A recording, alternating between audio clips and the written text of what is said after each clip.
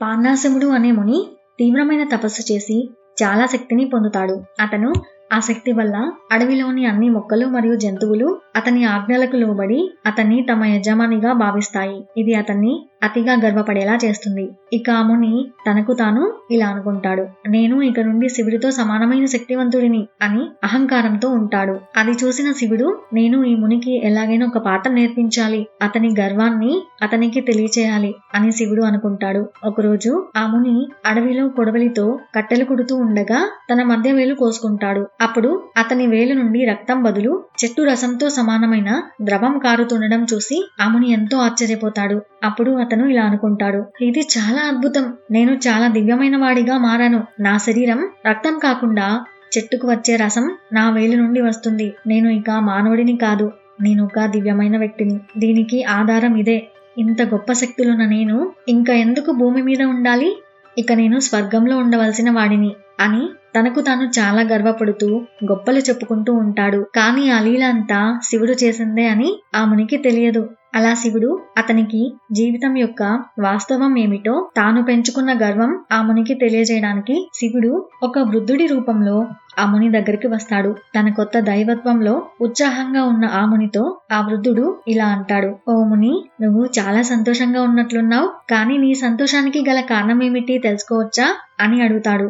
అప్పుడు ఆ ముని, నేను ఒక దివ్య వ్యక్తిని, కేవలం సాధారణ మానవుడిని కాదు అని ముని సమాధానమిస్తాడు. అప్పుడు ఆ వృద్ధుడు, నీవు ఎంత పిచ్చివాడివి అని చెప్పి బిగ్గరగా నవ్వుతూ ఇలా అంటాడు, నీవు చనిపోయినప్పుడు నీ శరీరం బూడిద అవుతుంది. ఈ అడవిలోని మొక్కలు జంతువులు కూడా నీలాగే నశిస్తాయి. అందరూ సమానమే అని ఆ వృద్ధుడు ఆ మునితో చెప్తాడు. అది విన్న ఆ ముని ఆ వృద్ధుడిపై చాలా కోపంగా, నీకు నాకంటే ఎక్కువ తెలుసు అని అనుకుంటున్నావా అని కోపంగా అడుగుతాడు. అప్పుడు ఆ వృద్ధుడు ఇలా సమాధానమిస్తాడు, నేను చెప్పిన విషయం నీకు వివరంగా తెలియజేస్తాను అని చెప్పి ఆ వృద్ధుడు ఆ మునితో ఒక కొడవలి ఇవ్వు అని అడుగుతాడు. అప్పుడు ఆ ముని అలాగే అతనికి తన దగ్గర ఉన్న కొడవలిని ఇస్తాడు.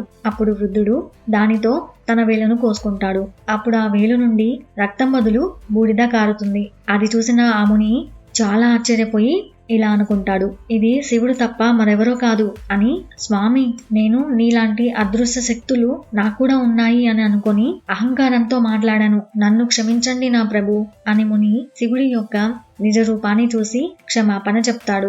అప్పుడు శివుడు, ఓ పార్దాశుమా, నీకు జీవిత సత్యాన్ని గుర్తు చేయడానికి మాత్రమే నేను ఈ రూపాన్ని తీసుకున్నాను. నీవు అనుకున్న లక్ష్యాన్ని చేరుకోవడానికి కేవలం భక్తి మార్గంలో కట్టుబడి ఉండు అని శివుడు ఆ మునితో చెప్పి అదృశ్యమవుతాడు. ఆ సంఘటన తర్వాత శివుడు తన భక్తులకు నిజమైన జీవితం యొక్క సత్యం గుర్తు చేయడానికి తన శరీరం అంతా బూడిద పూసుకుంటాడు.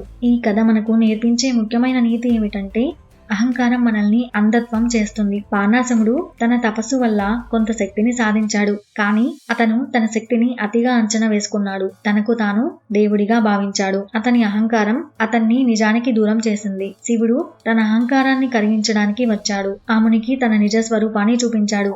అతను ఎంత శక్తివంతుడైనా అతను కూడా సాధారణ మానవుడే అని గుర్తు చేశాడు. ఎప్పటికైనా అందరూ బూడిద కావాల్సిందే.